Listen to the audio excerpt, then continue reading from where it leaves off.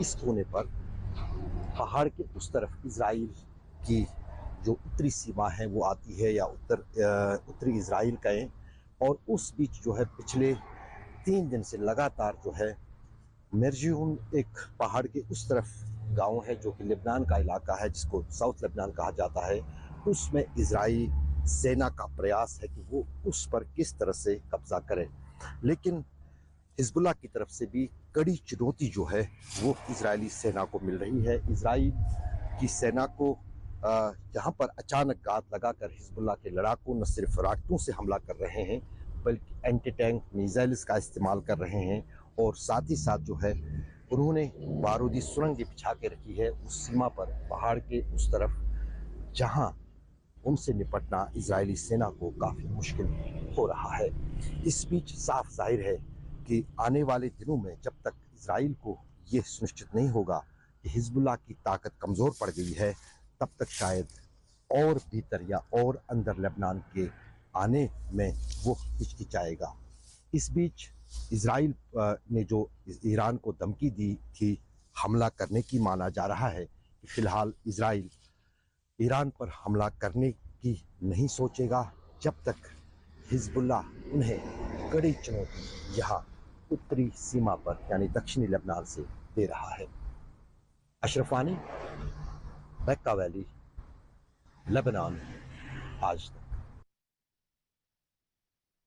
अंतरराष्ट्रीय दबाव अब इजराइल धीरे धीरे झेल रहा है। फ्रांस के राष्ट्रपति इमानुएल मैक्रोन ने कहा कि शांति बहाली के लिए राजनीतिक प्रयास होने की आवश्यकता है, और इसी के लिए देशों को चाहिए कि वो इजराइल को जंगी हथियार देना बंद करे। खासतौर पर लंबी दूरी तक मार करने वाले हथियारों की सप्लाई पर एम्बार्गो होना चाहिए, यानी अंकुश लगाने की आवश्यकता है। और इस पर जबरदस्त पलटवार किया है इजराइल के प्रधानमंत्री बेंजामिन नेतन्याहू ने, जिन्होंने कहा है शर्म करो मैक्रोन, धिक्कार है तुम पर, क्योंकि उनका ये कहना है कि इजराइल 7 मोर्चों पर अपनी सुरक्षा के लिए, अपने अस्तित्व के लिए, अपने वजूद की लड़ाई लड़ रहा है। चाहे हमास के खिलाफ वो गाजा पट्टी में हो, या फिर वो जुडेया और सुमारिया के इलाके में हो, वेस्ट बैंक में हो, हिजबुल्लाह के खिलाफ ऑपरेशन हो लेबनान में, सीरिया में हूथी विद्रोही यमन में, और ईरान जो इजराइल के मुताबिक इस सभी आतंक का आका है। तो 7 अलग अलग मोर्चों पर इजराइल लड़ रहा है, और इजराइल का कहना है कि दुनिया के सभी देशों को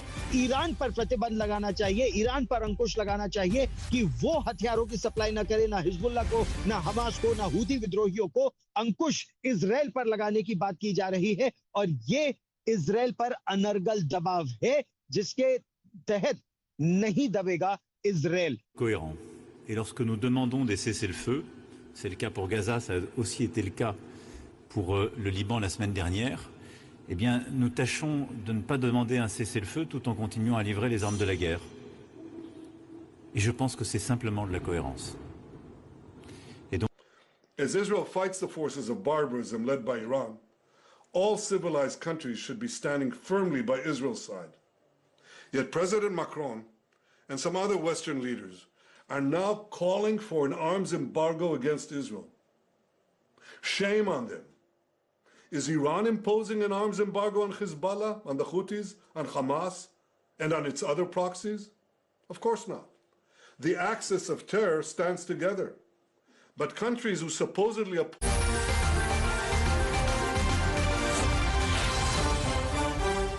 सामने जब पान ब्रांड बेसन से बने पकोड़े हो तो दिल से एक ही आवाज निकलती है, वाह पान ब्रांड बेसन। तारीफ तो होगी। जब मैं मैदान में उतरता हूँ मुझसे 100 रिश्ते जुड़ जाते हैं, और हर रिश्ते के साथ 100 जिम्मेदारियां भी। जैसे TVS XL 100 जो सालों से हर रिश्ते को 100% निभाते आया है। TVS XL 100 सिर्फ 100 नहीं, 100 से बढ़कर। सर आप बहुत लकी हैं कि आपके बेटे ने हेल्थ इंश्योरेंस और बाकी सारी फॉर्मेलिटीज टाइम से पूरी कर दी है। मेरा बेटा? तो फिर आप? पॉलिसी बाजार। क्लेम के टाइम पे हमेशा आपकी हेल्प को तैयार। पॉलिसी बाजार, 1 करोड़ का हेल्थ इंश्योरेंस सिर्फ 390 रुपए महीने से शुरू। इस शैंडलर के नीचे इन्हें दिखा रोमांस, और इन्हें दिखा डांस। इन स्मार्ट लाइट से इन्हें मिली एक शांत फीलिंग, और इन्हें दिखी नई रील्स। Havells, हर लाइट में डिलाइट।